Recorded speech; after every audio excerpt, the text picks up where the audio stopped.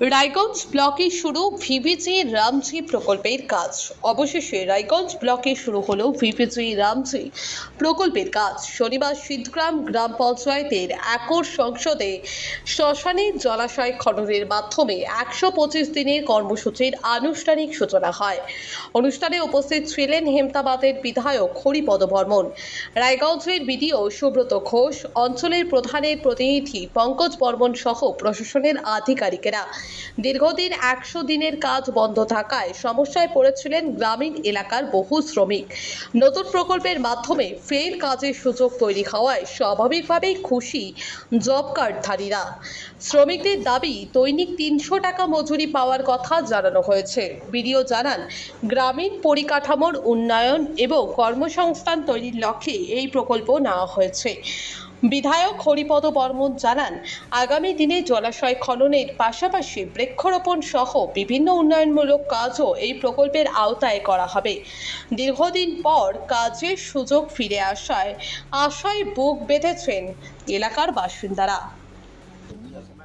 নমস্কার, আপনারা জানেন ভিভিজি রামজির কাজ আমরা এই পশ্চিমবঙ্গ সরকারের তরফ থেকে পশ্চিমবঙ্গে 1 জুলাই থেকে শুরু হয়েছে।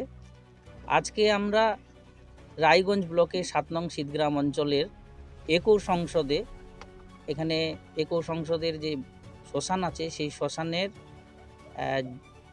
শ্মশানের নিজস্ব জলাশয়ের জন্য একটা পুকুর খনন করার আজকে আপনারা জানেন এখানে গ্রামের মানুষ আমরা শেষ যখনকার মারা যায় তাকে আমরা শ্মশানে দাহ করি। এখানে দাহ করতে গেলে এই শ্মশানে একটা পুকুর রয়েছেন, ব্যক্তিগত সম্পত্তির একটা পুকুর রয়েছেন। আমরা ওই ব্যক্তিগত সম্পত্তির যে পুকুরটা সেই জল আমরা ব্যবহার করতাম, কিন্তু এই সরকারের জি রামজি প্রকল্পের মাধ্যমে আমরা চাইছি যে এখানকার যে জলাশয়টা থাকবে সেটা যেন আমাদের সরকারি জলাশয় থাকে।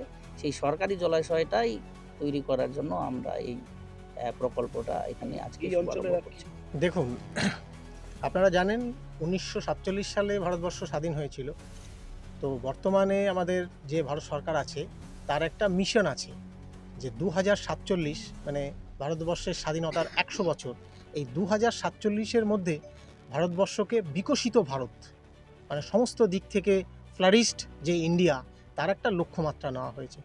তো বিকশিত ভারত গড়তে গেলে ভারতের ভিত্তি তো গ্রামীণ এলাকা।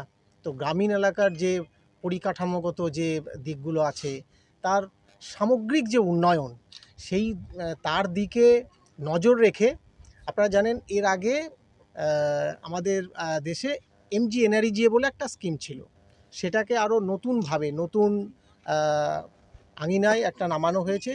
2025 সালের ডিসেম্বরে সারা ভারতবর্ষে সেটা নোটিফিকেশন হয়েছে। আমাদের পশ্চিমবঙ্গে একটু লেটে হয়েছে, সেটা জুন মাসের 30 তারিখে নোটিফিকেশন হয়েছে এবং 1 জুলাই মানে 1 জুলাই থেকে আমাদের এখানেও আনুষ্ঠানিকভাবে সেটার সূচনা হয়েছে। আগে ওই স্কিমে গ্রামীণ মানুষেরা যেটা সুযোগ পেতেন সেখানে হচ্ছে 100 দিন, এখন কিন্তু সেই এটা বাড়িয়ে দেওয়া হলো, মানে তাদের আর্থিক ক্ষমতায়ন আরও বাড়ানোর জন্যে এটাকে 125 দিন করা হলো। আমার নাম টুম্বা বর্মন। নমস্কার। আগে আমাদের 100 দিনের কাজ হতো না, এখন নতুন সরকার এসে আমাদের কাজ হচ্ছে 125 দিনের কাজ। আমাদের 125 দিনের কাজের হাজিরা দিবে 300 টাকা করে বলছে। তার জন্য আমাদের গরিবের আর কি এটাই উপকার যে আমরা কাজ করতে পারবো, এটাই বলতেছি। রক্তের সমস্যা কি অবহেলা করছেন?